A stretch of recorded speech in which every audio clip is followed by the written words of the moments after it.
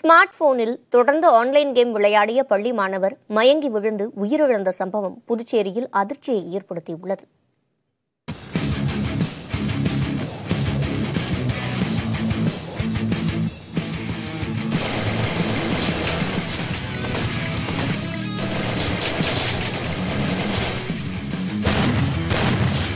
ஆசை ஆசையாய் பெற்று வளர்த்த மகனை ஆன்லைன் கேம் என்ற அரக்கனிடம் பறிகொடுத்துவிட்டு துயர கோலத்தில் இருக்கிறது பச்சையப்பனின் வீடு. புதுச்சேரி மணவெளியைச் சேர்ந்த பச்சையப்பனின் இளைய மகன் தர்ஷனின் திடீர் மரணம்தான் இந்த துயரத்துக்கு காரணம். 16 வயதே நிரம்பிய தர்ஷன் 12ஆம் வகுப்பு படித்து வந்தார். ஆன்லைன் வகுப்பு போக எஞ்சிய நேரமும் ஸ்மார்ட் போனில் கேம் விளையாடுவதிலேயே அவன் நேரத்தை செலவிட்டதாக கூறப்படுகிறது. 1ஆம் தேதி மாலை வழக்கம் போல் போனில் ஃப்ரீ ஃபயர் என்ற கேமை விளையாடி கொண்டிருந்திருக்கிறார் தர்ஷன்.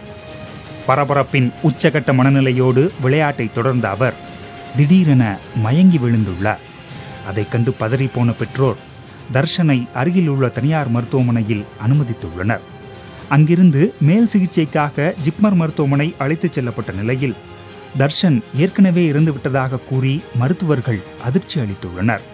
ஆன்லைன் வகுப்புக்காக ஸ்மார்ட் போனை வாங்கிக் கொடுப்பதோடு மட்டுமின்றி அவர்கள் என்ன செய்கிறார்கள் என பெற்றோர்கள் கண்காணிக்க வேண்டும் என்கிறார்கள் நிபுணர்கள். புதிய தலைமுறைக்காக செய்தியாளர் ரகுமான். புதுச்சேரியில் ஆன்லைன் கேம் விளையாடி மூளை நரம்புகள் பாதிக்கப்பட்டதே மாணவன் உயிரிழந்ததற்கு காரணம் என உடற்கூறாய்வில் தெரியவந்துள்ளது. இதுகுறித்து புதுச்சேரி மேற்கு பகுதி காவல் கண்காணிப்பாளர் ரங்கநாதனிடம் நமது செய்தியாளர் ரகுமான் நடத்திய கலந்துரையாடலை பார்க்கலாம். ஆன்லைனில் கேம் விளையாடிய மாணவர் தர்ஷன் உயிரிழந்திருக்கின்றார். இது குறித்து உயிரிழப்புக்கான காரணம் குறித்து புதுச்சேரி மேற்கு பகுதி காவல் கண்காணிப்பாளர் திரு ரங்கநாதன் நம்மிடம் இருக்கின்றார். நாம் அவரிடம் கேட்போம்.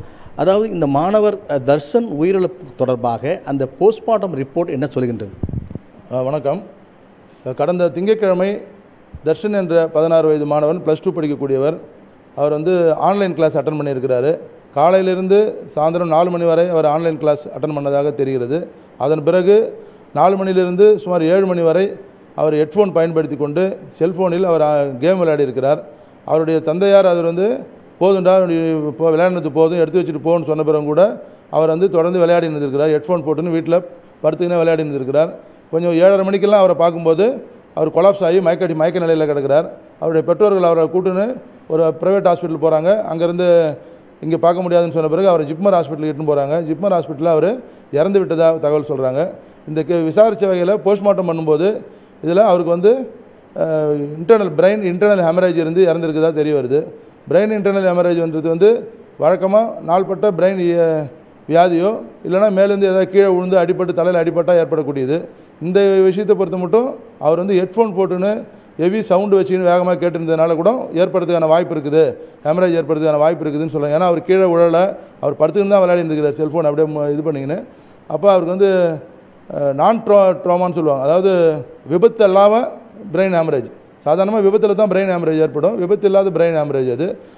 இது மாதிரி ஹெவியான சவுண்டு வச்சுக்கின்னு கேம் விளையாடுறதுனால ஹெட்ஃபோன் போட்டு விளையாடுறதுனால ஏற்படுறதுக்கான வாய்ப்பு இருக்குதுன்னு சொல்லிட்டு மருத்துவர் போஸ்ட்மார்ட்டம் ரிப்போர்ட்டில் சொல்லியிருக்கிறாங்க. அவருடைய விளையாட்டில் அவர் பார்க்கும்போது என்னுடைய அடிப்படையான அது காரணம் தொடர்ந்து குழந்தைகள் செல்ஃபோன் பயன்படுத்திக்கினே இருக்கிறதுன்றது ஒரு ஆரோக்கியம் இல்லாத செயல்.